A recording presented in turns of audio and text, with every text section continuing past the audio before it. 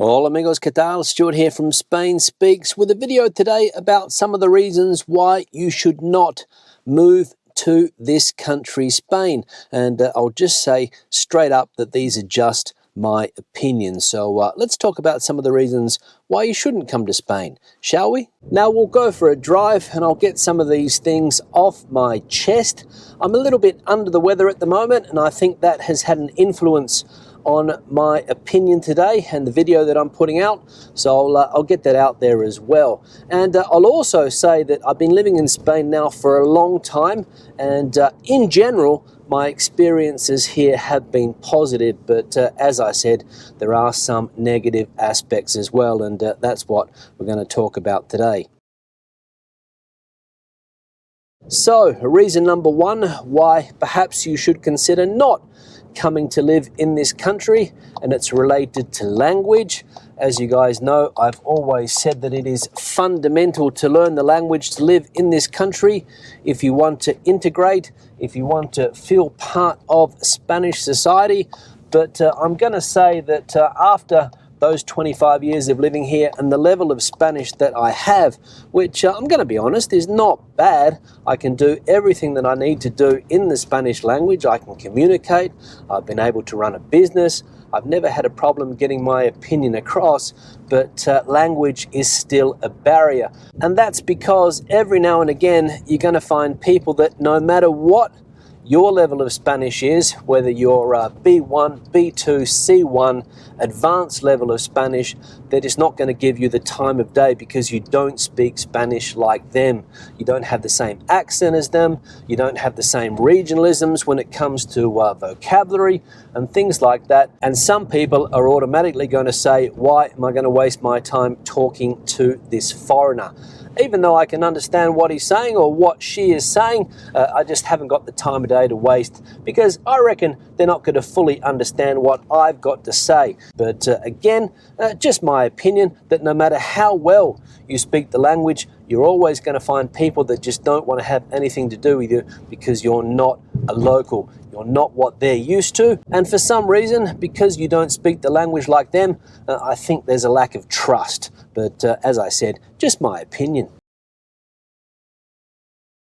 Now, the second thing I'm going to talk about, and maybe it's a reason why you shouldn't come to this country, is that a lot of people here are just not all that friendly. The Spanish have an expression, va a su bola, and a lot of the people here va a su puta bola. They don't give a stuff about anybody else. Maybe it's got something to do with the place that I'm living here in Madrid. Of course, being a big city, that could be one of the issues, of course. When you live in a big city, people have big city values and they don't really care about other people. Everybody is out to satisfy their own needs first.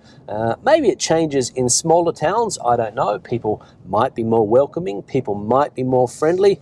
But here, where I live on the outskirts of Madrid, around 100,000 people, it's got worse over the years. A few years ago, when the population was a bit smaller, I thought people were friendlier. It was easier to have those neighbourly relationships. But over the years, as this place has got bigger, I've realised that even the neighbours are not that friendly anymore. They used to say hello, but for whatever reason, people seem to have changed. Maybe it's post-pandemic. I don't know. I've got no idea, but that's just what I'm feeling at the moment, that in general, people are not all that friendly. And you can see this on a daily basis when you go to shops. The people working in shops don't seem to be all that helpful. Don't know whether it's got something to do with the low salaries and bad working conditions that these people have. Also, when you go into bars and restaurants, you often come up against unfriendly wait staff that don't put the customer first. I've always thought that the first role of business was to put the customer first, but unfortunately, that seems to be lacking nowadays here in Spain. But again, just my opinion. Now, the third reason that you should reconsider moving to this country is the routine aspect of Spain.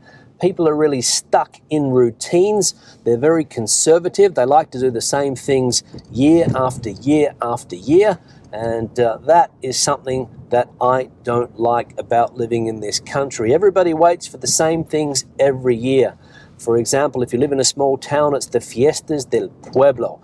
Again, maybe it's a small town thing, I don't know, but how many times do you have to go to the same fiestas, the same town parties, year after year after year? And people mark these things on their calendars at the beginning of the year. Again, they see the same people week after week after week, year after year after year, and they love to do the same things over and over again, year after year. And again, people have been doing this all their lives, and it's what they're used to, and they don't like change. So that could be one of the things that gets your goat should you move to Spain. On a similar note, another reason is that people are very family orientated here. People put family first. Now, I know what you're saying. That's good, right? Put family first. Well, it has its good things and it has its bad things. And the bad thing is that it can affect your day-to-day when your partner or friends are so obsessed with family and they put their family first at any opportunity. A lot of the times, weekend plans revolve around families. I'm not talking about immediate families like you, the wife, and the kids. I'm talking about extended families. And that can be a bit of an issue in my opinion. Especially that is if you are not used to that type of lifestyle. And I'm going to be honest, it was one of the hardest things for me to get used to here, the amount of time that I had to spend with my partner's family. So again, maybe it's just me, but it's an issue. Now, if you're still keen on moving to Spain, despite some of the things that I have mentioned in this video, it's probably a good idea to get your hands on a VPN. What's a VPN, I hear you asking? Well, it stands for Virtual Private Network, and the VPN that I use is called NordVPN. And why do I use a VPN? Well, because it keeps my data safe, and that's very important when you're traveling around Spain, which is something that I do quite a lot. And the reason it keeps your data safe is because it encrypts your connection. It stops people accessing sensitive data, so you can log into your accounts, do your banking, and shop online, even on public Wi-Fi. And another good thing about Nord is that it doesn't track, collect, or share your private data with anyone, because what you do online is your business and your business only. Another aspect of NordVPN that I absolutely love is that you're able to access content that might be geo-blocked here in Spain. For example, when I go to Portugal and the family wants to watch Spanish television, I connect to NordVPN, connect to a Spanish server, and they're able to watch their favorite shows. And you can do it with British content, US content, Aussie content, wherever the content comes from around the world. Nord is also really easy to use, and you can use it on up to 6 devices. So you can have it on your phone, your tablet, your laptop, your desktop computer, all at the same time. Now, luckily for you guys, Nord has an exclusive Christmas offer on at the moment where you'll get a huge discount plus 4 months free on any 2-year plan. And remember that Nord is risk-free with their 30-day money-back guarantee. So what are you waiting for? Click the link below and take advantage of Nord's special Christmas offer. Back to the video. Now, the next thing I'm going to talk about, and it could be a reason for you not to move to this country, and it's the politics here, the political situation. And again, I know that there's a lot of polarization when it comes to politics nowadays in different countries around the world, but here in Spain, it is on another level. People live and breathe politics. Some people are obsessed with politics. You can't have a dinner without people talking about politics. You can't get together with people without the subject turning to politics. And people have different political views, and it can get a bit frustrating when people get quite aggressive with their views. And also, people like to put you in a certain type of box according to what they think your political views are. They might not have any idea about what those views are, but just by the way you look or the people that you hang out with, they think that you are this type of person politically, and that can be an issue. And the political system here, I've said it once, I'll say it again, is an absolute basket case. It never gets any better. Politicians are trying to divide the country constantly. I can't understand it. It's the last thing that a country like Spain needs, is this political polarization, but it seems to get worse year after year after year. So politics and the way that this country is run might be one of the reasons why you shouldn't move to this country. Now, the next thing I'm going to talk about, and obviously if you are retired and plan to come to Spain, this is not going to affect you, but for people that are looking to work in this country, the job market absolutely sucks. High unemployment, jobs are crap, and unfortunately the government doesn't have many good ideas when it comes to job creation. And if you have entrepreneurial ideas, good luck with that, because this is a place that doesn't look after the entrepreneur. The government often says, yes, we want entrepreneurs, we want people to invent new ideas, we want new companies to come here, but unfortunately that is not the case. Taxes are high, social security costs are high, and basically there's not a lot of incentives when it comes to entrepreneurialism. If you are an entrepreneur, if you want to start a business, don't come to this country. That would be my advice. Now, another reason that perhaps you shouldn't come to live in Spain is the government. I'm not talking about any specific political party, I mentioned that a minute ago, but it's just the big government structure in this country. It's not easy to get things done, which is ironic, because you would think that the bigger the government, the easier it would be to get things done, because there's lots of civil servants trying to help you to get things done, but it's not the case. Bureaucracy, and you can read any internet post or watch any video about Spain, people that have lived here for any amount of time, and bureaucracy will always come up. I've always been optimistic that it's going to get better, but unfortunately it doesn't seem to be the case. To give you an example, last week or the week before, I had to get a passport for my son. I looked at all of the things that I had to do beforehand online. One of the things was that I had to pay a fee of 30 euros. So I went to the police station. The National Police handle passports here in Spain. I went there without any cash, because I also read that you could pay by card. You had the choice of cash or card. Not a big amount of money, 30 euros. When I got to the police station, there was a big sign on the wall that said, "We are not accepting card payments at the moment." I had no cash. What did I do? I had to leave the appointment, go to a bank, rush to a bank to get the cash. So that was a frustrating episode of dealing with bureaucracy in this country. And that is just one of many experiences that I have had, negative experiences that I have had over the years. Did I get the passport? Yes.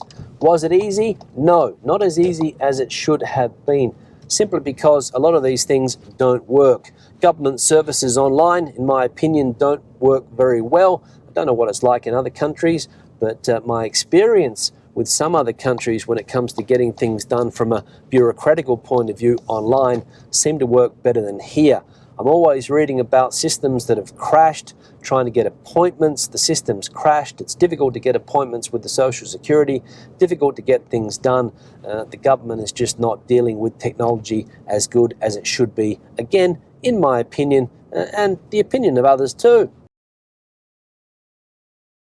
Another thing I'm going to talk about, and maybe it's a reason why you shouldn't move to Spain, and it's crowds. For some reason, Spanish people love a crowd. They love to be together. They love to do things together. They go to the beach, crowded beaches. That's what people absolutely love. I can't think of anything worse than sitting on a beach 1 foot away from another person and smelling the suntan cream that they have on them and smelling what they're going to have for lunch. Absolutely detest that type of thing. Again, maybe it's just me, maybe you like crowds, but here in Spain, as I said, people love to find a crowd. Last weekend, public holiday, and it seems that everybody went to the same places. I've never seen scenes like that before.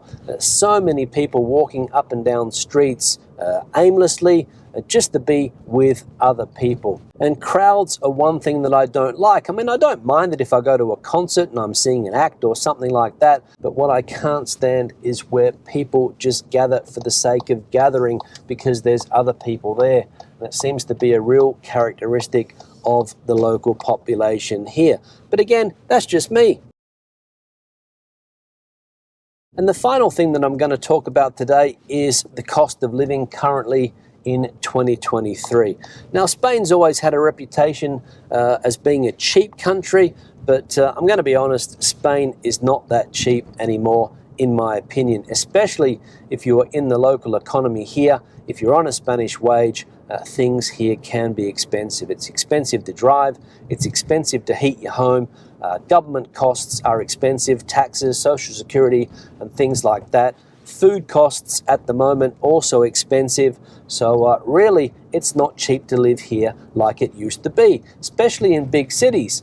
Rent prices out of control, house prices out of control. I don't know how people can afford to buy a home on the average salary here. I've got no idea how people do it. Again, if you are retired and you're coming here on a good pension, it might not be an issue. But if you're in the local economy, the cost of living here is not what it used to be, especially if you do what I've done for the last 25 years, which is teach English. Spain is not a cheap country to live anymore, so that could be a reason why you should stay away. But again, just my opinion. Now, on that note, I'm going to wrap the video up. Questions and comments, please leave them in the section below. Debate the video out as you normally do if you have an opinion about any of the things that I have mentioned today. And again, I'll say it, in general, I like living here in Spain, but sometimes there are things that get under my skin, and the comment section is the place for you if you agree or disagree. Don't be aggressive, but feel free to agree or disagree with some of the things that I have said. Give the video a thumbs up if you liked it, thumbs down if you didn't. I'll see you in the next one. Hasta luego.